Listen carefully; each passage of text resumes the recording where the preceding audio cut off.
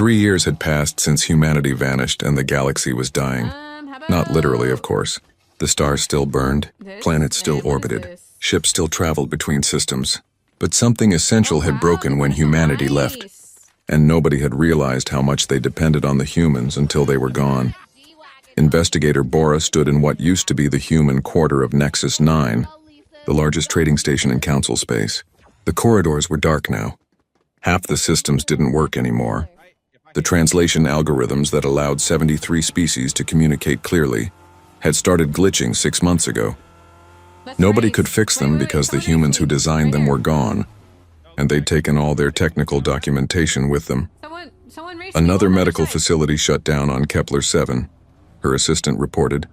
A small furry creature named Pix who barely came up to Bora's waist. That's the 15th this month. They can't maintain the human diagnostic equipment. Bora nodded slowly. She'd expected this.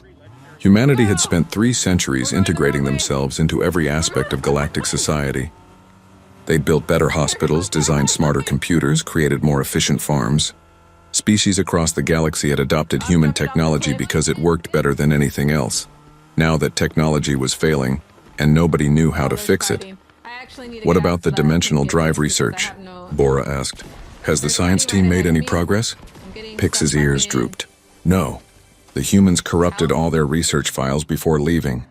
Every equation, every blueprint, every test result, all gone. We're trying to reverse engineer from the dimensional signatures we detected. But it's like trying to rebuild a house from a photograph of smoke. Bora walked through the abandoned human sector, her footsteps echoing. The shop still had merchandise on the shelves. Restaurants still had tables set for customers who would never arrive. It was like everyone had simply stood up one day and walked away from their lives, which was exactly what happened. On the far side of the station, in a neighborhood that officially didn't exist on any maps, Captain Sang-min sat in a small apartment watching the news feeds. He was technically dead, killed 3 years ago in a shuttle accident near Jupiter. At least that's what the record said. In reality, he was one of 2,000 humans who stayed behind when everyone else left. Volunteers who gave up their chance at a new life to make sure the Council could never threaten humanity again. His communication device buzzed. A simple message appeared. Target confirmed, ready? Sang-min responded with a single word. Go. Across the galaxy in a Council research facility on the planet Xerxes 3, engineer Da-Yoon worked late into the night shift. She was also officially dead, lost in a mining accident. She was also very much alive and very good at sabotage. The Council scientists at Xerxes 3 were getting close to understanding the basic principles of dimensional travel. Not close enough to build their own drives, but close enough to be dangerous. Close enough that they might be able to track where humanity went. Da-Yoon couldn't allow that. She entered the main laboratory using stolen credentials. The night shift was always thin, just a few researchers checking data while the main team slept. She moved quietly through the facility, her heart pounding but her hands steady. The dimensional prototype sat in the center of the lab, a strange, twisting shape that hurt to look at directly. Council scientists had spent 2 years building it. They planned to activate it tomorrow for the first time. They wouldn't get the chance. Da-Yoon planted the device carefully, a small piece of human technology that would overload the prototype's power core. Not enough to cause an explosion, just enough to fry every circuit and melt every component into useless slag. It would look like a failure of their own design. She was back in her apartment before the device activated. She heard the alarms from across the city, saw the emergency vehicles rushing toward the research facility. By morning, 3 years of work would be reduced to scrap metal. Sang-min received the confirmation message and allowed himself a small smile. That was the 7th sabotage mission this month. The Council was trying desperately to recreate human technology, and humans were working just as hard to stop them. But sabotage was only part of the mission. The other part was watching the galaxy tear itself apart. Investigator Bora discovered the pattern by accident. She was reviewing trade data, trying to understand the economic collapse when she noticed something strange. Before humanity left, there were almost no armed conflicts between Council species. Disputes were settled through negotiation, usually with human mediators helping to find compromise. After humanity left, everything changed. It started small. Border disputes, trade disagreements, arguments over resources. Without human diplomats to mediate, these conflicts escalated. Species that had been friends for centuries suddenly found themselves on the brink of war. Then warlord Thexun made his move. Thexun was from a warrior species called the Krathi. They'd been members of the Council for 1,000 years, but they'd always chafed under the Council's peaceful policies. With humanity gone and the Council weakened, Thexun saw his opportunity. He seized control of 3 star systems in a single brutal week. The Council sent ships to stop him, but half of those ships defected to his side. They were tired of the Council's weakness, tired of rules that protected the weak. They wanted strength, and Thexun promised to deliver it. Within months, a quarter of Council space was in open rebellion. Bora reported directly to High Arbiter Kolmesh now. The Council chambers were half empty these days. Many species had withdrawn to defend their own territories. The Grand Alliance of 73 species was fracturing into hundreds of small factions. "We must find the humans," Kolmesh said. His crystalline body pulsed with stress fractures. "They're the key to stopping this. If we can bring them back, if we can restore their technology..." "They don't want to be found," Bora interrupted. She was too tired to be polite anymore. "And can you blame them? We voted to exterminate them. Why would they ever come back?" "Then we're lost," Bora thought about that. Maybe they were. Maybe the galaxy deserved what was happening. They'd rejected humanity because humans were too ambitious, too creative, too unwilling to accept limits. Now they were learning that those same qualities were what held civilization together. She spent another year searching anyway. It was her job. She tracked every lead, followed every rumor, analyzed every scrap of data about humanity's departure. Finally, she found something. An automated sensor station in the Epsilon Void had recorded a single human colony ship passing through 40 months ago. The ship had been heading toward intergalactic space, toward the vast darkness between galaxies. The ship's trajectory pointed toward Andromeda, 2.5 million light-years away, impossible to reach with conventional drives. It would take hundreds of thousands of years to make that journey, unless you had dimensional drives. Then you could be there in months. Bora filed her final report. "Humanity has left the galaxy entirely. They're beyond our reach. Recommend we stop all search efforts and focus on internal stability." Kolmesh read the report in silence. Then he asked the question Bora had been dreading. "What happens to us now?" Bora looked at the tactical display showing the spreading chaos. Warlord Thexun's forces controlled a third of Council space now. Trade had collapsed. Medical systems were failing. Translation errors were causing diplomatic incidents. The galaxy was sliding toward a dark age. "I don't know," she admitted. "But whatever happens next, we did this to ourselves." The first galactic civil war in 8,000 years had begun, and it was all because the Council had pushed the button too late to stop humanity from leaving. In his hidden apartment, Captain Sangmin received new orders from beyond the galaxy. They were simple: protect the innocent, document everything, and wait. Humanity would return someday. But not to save a council that tried to destroy them. They would return to help the species who remained kind even when the galaxy fell apart. The wait had just begun. The chamber was silent as death itself. 73 species stood in their designated platforms, each representative watching the holographic display at the center of the massive crystalline structure. The numbers glowed in harsh red light. 71 votes in favor, 2 against. The decision was final. Ambassador Jiwoo felt her hands trembling. She gripped the edge of her platform harder, knuckles turning white. Around her, the alien representatives were already turning away, their duty done. None of them would meet her eyes. Cowards, she thought. Every single one of them. High Arbiter Kolmesh's voice echoed through the chamber, each word like ice water down her spine. The motion passes. Humanity is hereby designated a galactic threat. Quarantine protocols will begin immediately. Sterilization of all human colonies and installations is authorized. "You're making a mistake," Jiwoo said. Her voice cracked despite her efforts to stay calm.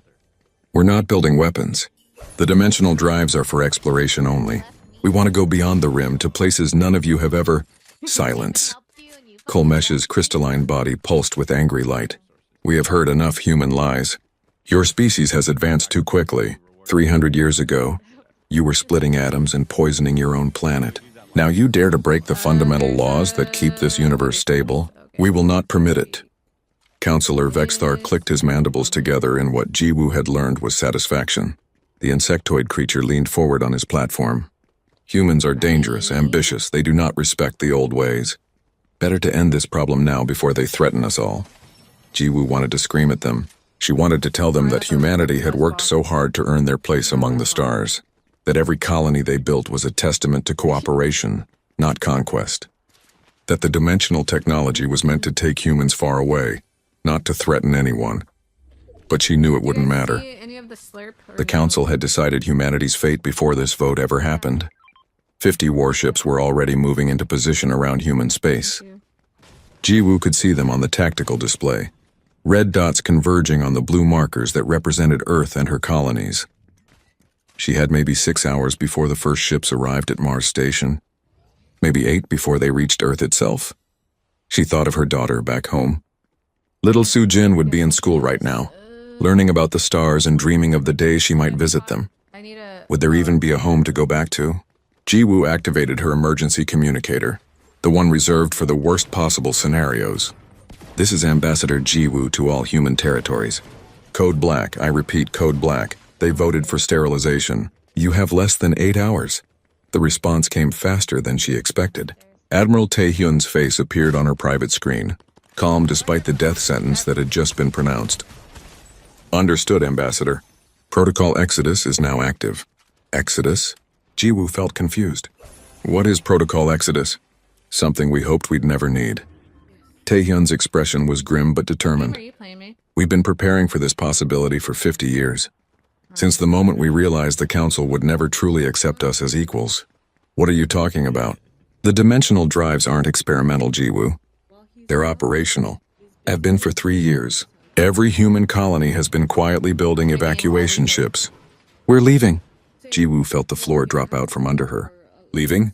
Where, how? Somewhere they can't follow. Somewhere we can build our own future. Taehyun glanced at something off-screen. The last transport leaves Earth in 5 hours. I'm sending a shuttle for you. Be ready. The connection ended before she could respond. Around her, the Council representatives were celebrating. They didn't know yet. They thought they'd won. 6 hours later, the Council's warships arrived at Mars Station to find it empty. Not destroyed, not defended, just empty. The massive orbital facility had been systematically dismantled. Every component packed away or destroyed. The colony domes on the Martian surface stood dark and silent. High Arbiter Kolmesh stared at the reports flooding in from every human territory. Earth's orbital rings were gone. The lunar cities were abandoned. The colony on Titan showed no life signs. The mining operations in the asteroid belt had vanished like morning fog. How is this possible? Counselor Vexthar's mandibles clattered in agitation. Where did they go? 3 billion humans don't just disappear.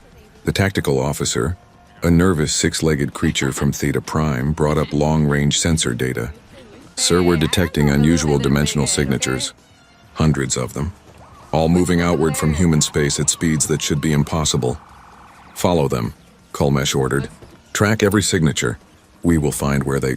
Sir, the signatures just vanished. All of them. It's like they punched through reality itself and disappeared into somewhere else. A transmission began broadcasting on all frequencies. Admiral Taehyun appeared on every screen, every display, every communication device in Council space. His message was simple and devastating.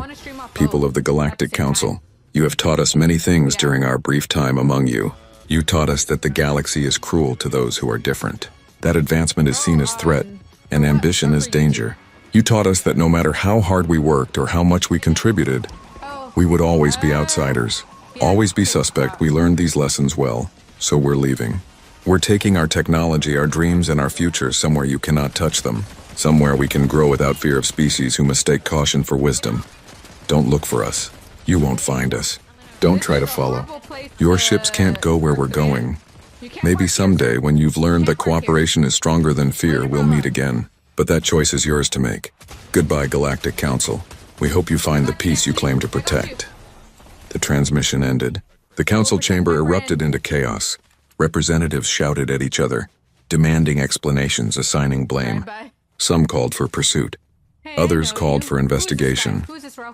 High Arbiter Kolmesh stood silent, staring at the empty space where Earth's blue marker used to glow on the tactical display. He had ruled the council for 3,000 years. He had seen species rise and fall.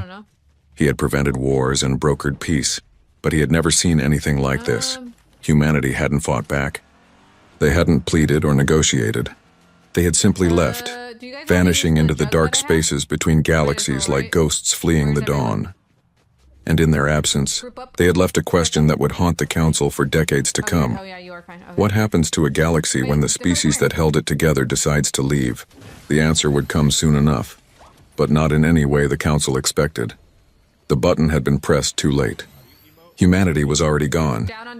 8 years after humanity vanished, Nexus 9 was no longer a trading station. It was a war zone. Soldier J1 pressed himself against a bulkhead as plasma fire scorched the air above his head. His tactical display showed 12 hostiles advancing down the corridor, cutting off the escape route for the refugees huddled in the station's old human quarter. "This is exactly why we stayed," muttered Private Dongwu, crouched beside him. The younger soldier checked his weapon's charge. "Everyone else gets to start fresh in a new galaxy, and we're stuck babysitting the species who wanted us dead." "Not all of them wanted us dead," J1 reminded him. He activated his communicator. "Mi-sun, we're pinned down in Corridor 7. How's the evac coming?" Mi-sun's voice crackled through, tense but controlled. "We've got about 200 refugees loaded, mostly Falari families. But Pirate King Dralvok's ships just showed up. He's demanding we surrender all humans in exchange for letting the refugees go." J1 cursed under his breath. Dralvok had been hunting humans for 5 years now, ever since the galaxy descended into chaos. The Pirate King was convinced that the humans who stayed behind knew the secrets of dimensional travel. He was wrong, of course. The humans who stayed were volunteers, soldiers and medics and engineers who gave up their chance at paradise to help the species that humanity had protected. They were called the Forgotten Ones. 2,000 humans scattered across the galaxy, working in secret to save whoever they could from the wars tearing civilization apart. "Tell Dralvok he can have us when we're dead," J1 said. "Dongwu, on my mark, we're going to provide covering fire. Mi-sun gets those refugees out no matter what." "Copy that, boss." J1 counted down from 3, then both humans rolled into the corridor with weapons blazing. The pirates weren't expecting resistance. 3 went down immediately. The others scattered for cover, giving the refugees precious seconds to run. Across the station, in what used to be a human hospital, scientist Yuna was documenting everything. Her laboratory was hidden behind false walls, accessible only through maintenance tunnels. She'd been there for 3 years, studying how the galaxy's species were changing under the pressure of constant warfare. The data was fascinating and horrifying. Several species were showing accelerated evolution. The Falari, normally peaceful herbivores, had developed aggressive tendencies and sharper teeth. The Krell, typically solitary, were forming tribal units for protection, or was changing them on a genetic level. Yuna recorded every change, knowing that someday this information might be the only record of what happened when the council fell. She'd given up her chance to see humanity's new home for this work. Some nights she wondered if it was worth it. Then she'd think about the Falari family she'd treated yesterday, the mother clutching her child while thanking Yuna for the medicine that saved the infant's life. Yes, it was worth it. Her communicator buzzed. It was Mi-sun with the emergency code. The convoy was under attack. Yuna grabbed her medical pack and ran. The refugee convoy consisted of 3 ships, old human transports that Mi-sun's network had salvaged and repaired. They were trying to reach the sanctuary zone, a region of space controlled by species who still believed in the old council's ideals of peace. It was a 3-day journey through hostile territory. They didn't make it 3 hours. Pirate King Dralvok's fleet dropped out of hyperspace right in their path. 15 warships against 3 unarmed transports. It wasn't a battle. It was a massacre waiting to happen. "This is Dralvok to the human transports. I know you're there, little humans. I can smell your fear across the void." His voice was a wet, gurgling sound that made Mi-sun's skin crawl. "Give me the humans and their secrets, and I'll let the refugees live. Refuse, and I'll kill everyone." Mi-sun looked at the 200 faces staring at her with hope and fear. Falari families, Krell refugees, even a few Vryn children, orphaned when their colony was destroyed. All of them depending on her to save them. "This is Mi-sun. I'm the convoy leader. You want me, you'll have to come get me." Dralvok laughed. "Brave, stupid but brave. I accept your challenge." The pirate ships opened their docking bays. Boarding parties would be launching within minutes, but Mi-sun had planned for this. She'd been running refugee convoys for 6 years. She knew every trick, every tactic, every desperate gambit that might buy her people time to escape. Now, she whispered into her communicator. Jaewon's strike team had been hiding in the convoy ships all along, waiting for exactly this scenario. As the pirate boarding pods launched, the humans activated every weapon they'd smuggled aboard. Magnetic mines deployed from the transport's hulls. Concealed missile racks extended from cargo bays. The unarmed refugee ship suddenly bristled with firepower. The first wave of boarding pods exploded before reaching their targets. The pirate fleet reacted with confusion, their formation breaking as they tried to figure out what was happening. That confusion bought Mi-sun 30 seconds. That's all she needed. The transports engaged their hyperdrives and jumped to safety, following escape coordinates that changed with every convoy. By the time Dralvok realized he'd been tricked, the refugees were gone. But Jaewon's team was still on Nexus 9. The strike had been a diversion, and now they were trapped with an angry pirate king hunting them. Yuna reached the abandoned human quarter just as Dralvok's forces stormed the station. She found Jaewon and his team setting up a defensive position in the old market square, a wide-open space surrounded by empty shops and silent restaurants. "This is a terrible defensive position," Yuna observed, sliding into cover beside Jaewon. "It's the only position we've got." Jaewon reloaded his weapon. "Mi-sun and the refugees get away?" "Yes, thanks to you." Then it was worth it. The pirates came in waves. Jaewon's team held them off for 3 hours, fighting with the desperation of soldiers who knew they were protecting something more important than their own lives. Every minute they delayed Dralvok was another minute the refugees had to escape. When the ammunition ran low, they fought with improvised weapons. When those broke, they fought with their bare hands. The Forgotten Ones had sworn an oath to protect those who couldn't protect themselves, and they would keep that oath until their last breath. But they didn't die that day. Help came from an unexpected source. The station's maintenance workers, mostly Falari who remembered humanity's kindness, staged a coordinated revolt. They cut power to the sections where pirates were operating. They sealed doors and vented atmosphere in strategic locations. They fought back against Dralvok with tools and courage. The pirate king retreated furious but beaten. As his ships left the station, he transmitted one final message. "This isn't over, humans. I will find your people, I will take their secrets, and I will make you watch them die." Jaewon didn't bother responding. He was too busy helping Yuna treat the wounded Falari who'd saved their lives. That night, after the dead were honored and the wounded treated, Jaewon received a message on a frequency that hadn't been used in 8 years. The encryption was human, the delay suggesting it had been traveling for nearly a decade. The message was simple: coordinates to a location in intergalactic space, and an invitation.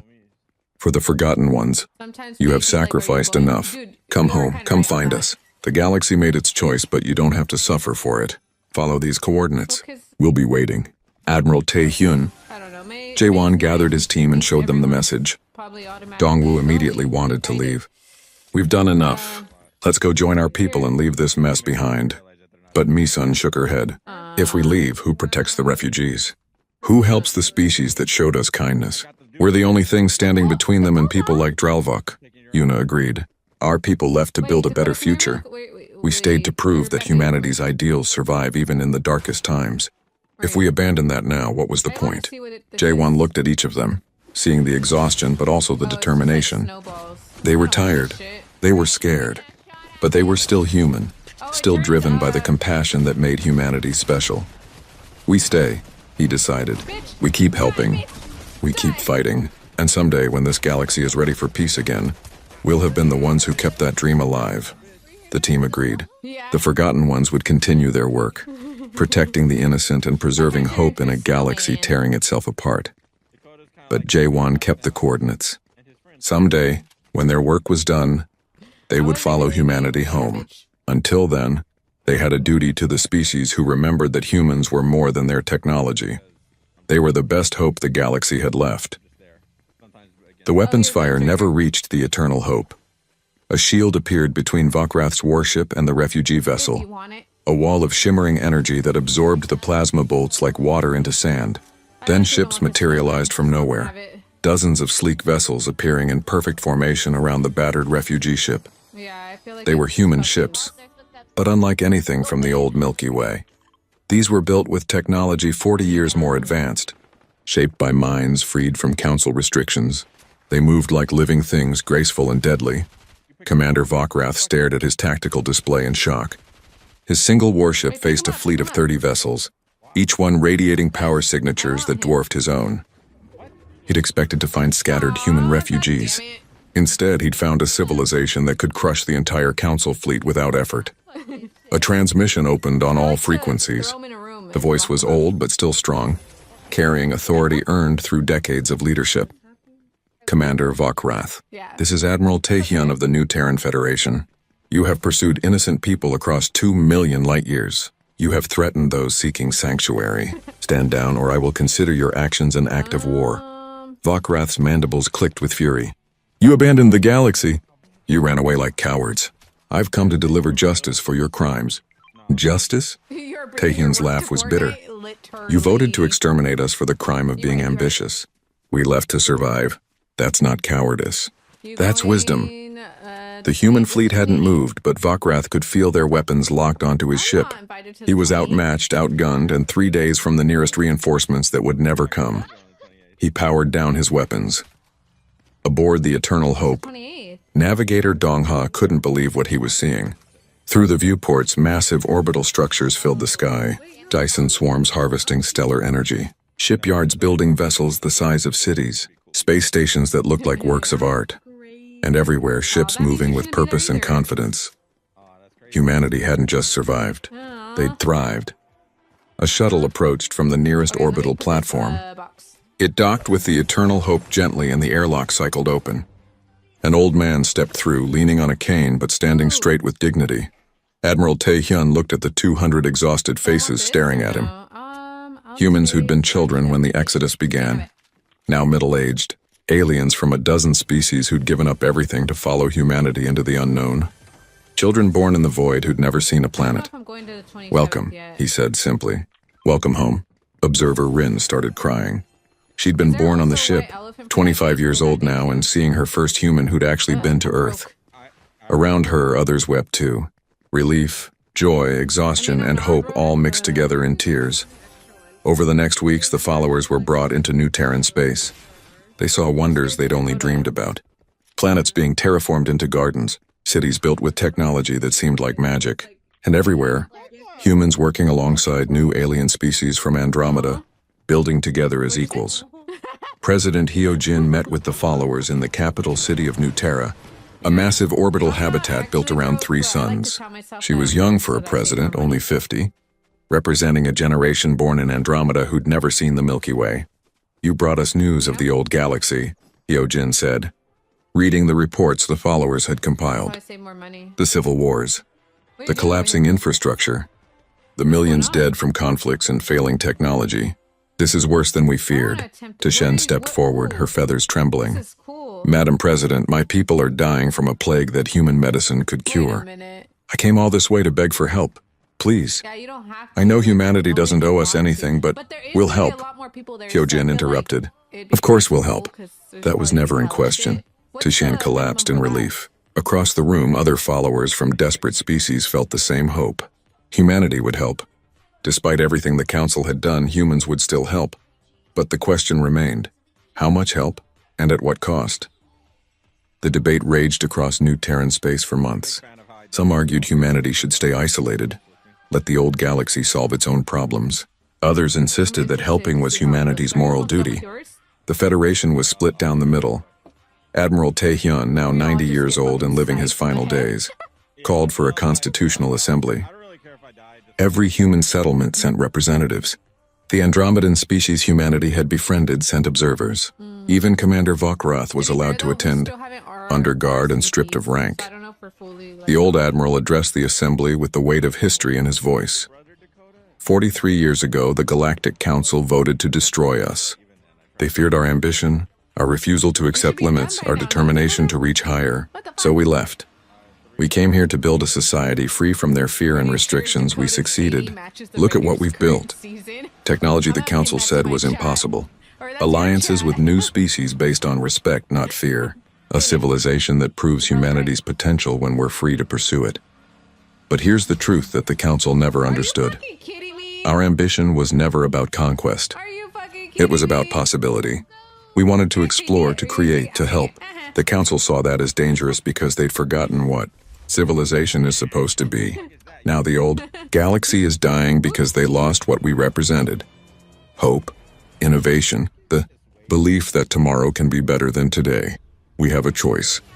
We can stay here in safety, or we can return and show them what we've become, not as conquerors, not as saviors riding to rescue the helpless, but as equals ready to share what we've learned and help those ready to learn. The Council feared our ambition. Let's prove that our ambition was always about making the universe better for everyone. The Assembly voted 3 days later. The decision was unanimous.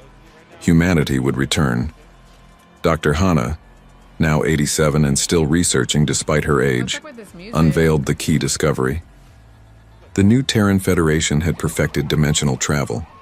They'd learned to stabilize the technology, making it safe enough to share without risking universal collapse.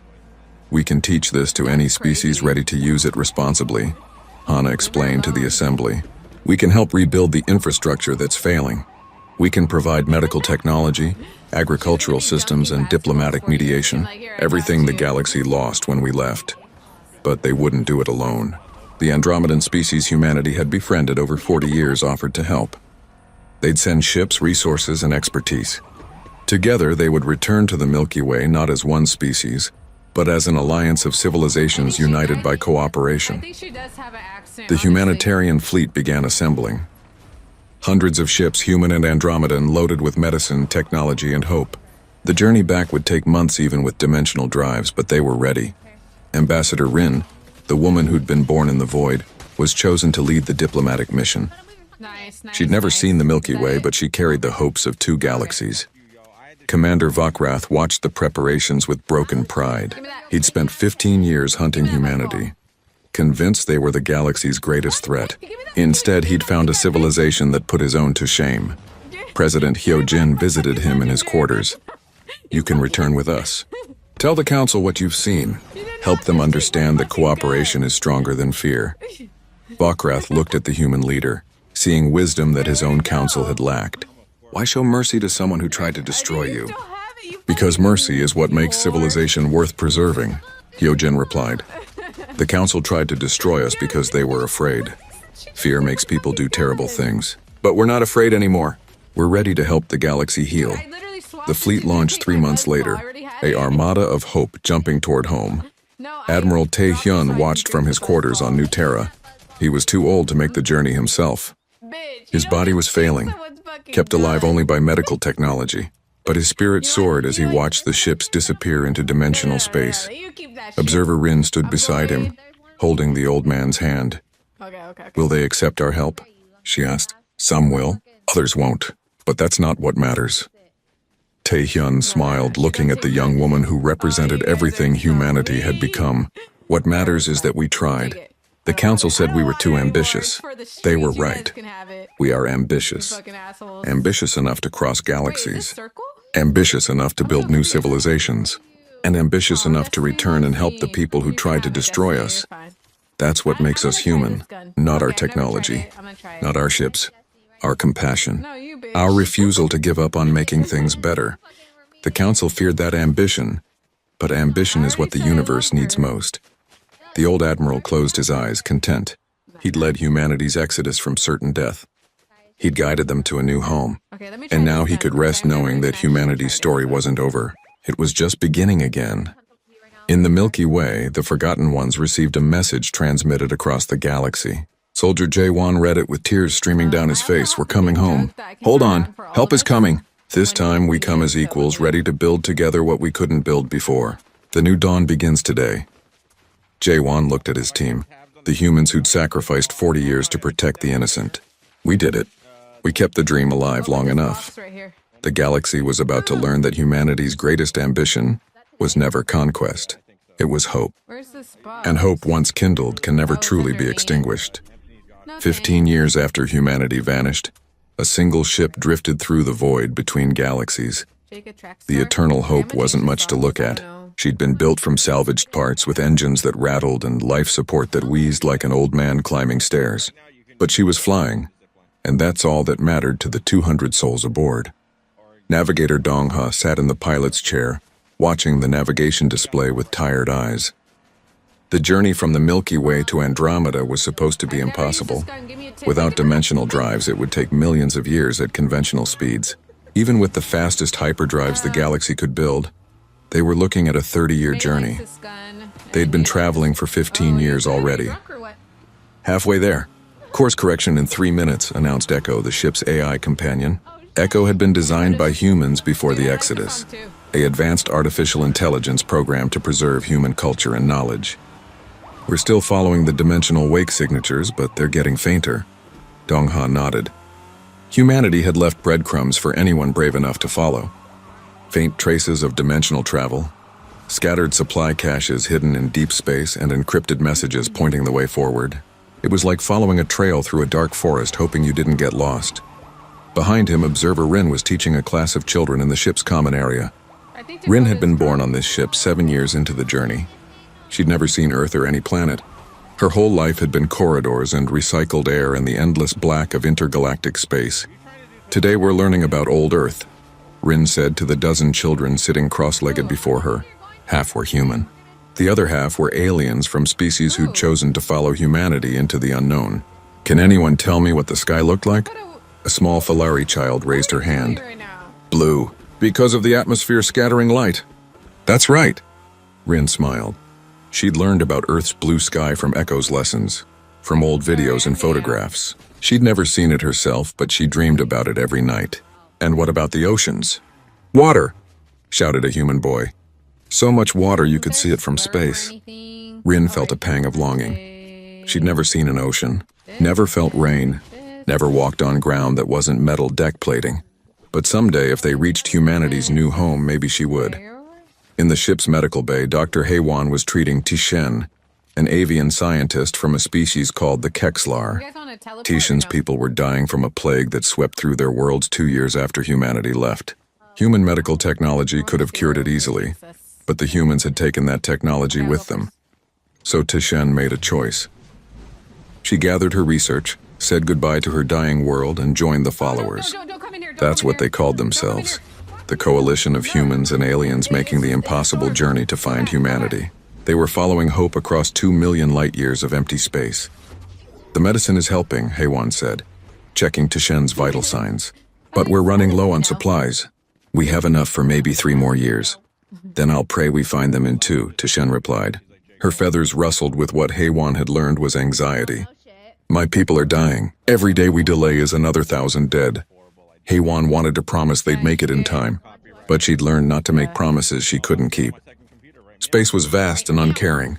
Humanity might be anywhere in Andromeda, or they might have moved on to somewhere else entirely. The followers might be chasing ghosts, but they had to try. The journey wasn't easy. Several times they'd nearly lost the trail. Twice they'd run into debris fields from unknown conflicts. Massive battlefields frozen in the void between galaxies. Once they'd detected another ship following parallel to them, always staying just out of sensor range. Commander Vakarath had been hunting them for 12 years. The Council extremist had stolen a warship and a crew of loyalists, obsessed with destroying humanity once and for all. He'd followed the followers across half the universe, always 3 steps behind, always searching. Dong-ha knew Vakarath was out there somewhere. The question was whether he'd find humanity before or after the followers did. Years passed slowly in the void. Children grew up knowing only the ship. Adults grew old dreaming of a destination they might never reach. Some died along the way, their bodies committed to space with prayers that their sacrifice meant something. Echo kept them connected to their humanity. The AI taught classes on Earth's history, played music from before the Exodus, told stories about humanity's achievements and failures. For the children born on the ship, Echo was their link to a world they'd never seen. Why did humanity leave? Young Rin asked Echo one day. She was 12 now, old enough to understand complicated answers. Because the galaxy wasn't ready for them, Echo replied. The AI's holographic form flickered thoughtfully. Humanity advanced quickly. They saw problems and solved them. They met new species and tried to help them. But the Council saw that ambition as dangerous. Were they dangerous? Every species capable of greatness is also capable of terrible things. Humans knew this. They'd nearly destroyed themselves before reaching the stars, but they learned from their mistakes. They chose to be better. The Council didn't trust that choice, so humanity ran away? No, Echo said firmly. Humanity made a strategic retreat. They left to survive, to grow, to build something better. And they left behind people like your parents to prove that human ideals survive even when humans are gone. Rin's parents had been forgotten ones, humans who stayed in the Milky Way to help refugees. They'd sent Rin with the followers when she was a baby, wanting her to have a future. Rin barely remembered them, but she knew they were heroes. After 25 years of travel, the Eternal Hope sensors detected something impossible. Dongha, you need to see this, Echo said urgently. The navigator rushed to his station. On the screen, energy readings bloomed across the void. Massive structures orbited a cluster of stars at the edge of Andromeda, pulling power from the suns themselves. Dyson swarms, dozens of them. The energy signature is unmistakably human, Echo confirmed. We found them. Dongha felt tears streaming down his face. 25 years. An entire generation born and raised in the void. Species following a dream across impossible distances, and they'd finally found it. But before they could celebrate, alarms blared across the ship. Another vessel had dropped out of hyperspace nearby, weapons hot and shields raised. Commander Vokrath had caught up. This is Commander Vokrath to the human vessel. You've led me right to them. For this, I'll make your deaths quick. The extremist's voice dripped with hatred. Today, humanity finally answers for their crimes. Dongha stared at the tactical display. Vokrath's warship was old but powerful, easily capable of destroying the Eternal Hope. And between them and humanity's new civilization was 3 days of travel at maximum speed. They'd come so far. They couldn't fail now. Echo broadcast a message on all human frequencies. Tell them we're here. Tell them we need help. Dongha activated the ship's failing shields. And tell them we're not alone. As Vokrath's warship powered up its weapons, Dongha had one final thought. Please, let humanity be listening. Please let them care enough to help the people who followed them into darkness. The warship fired, and then the stars came alive with light.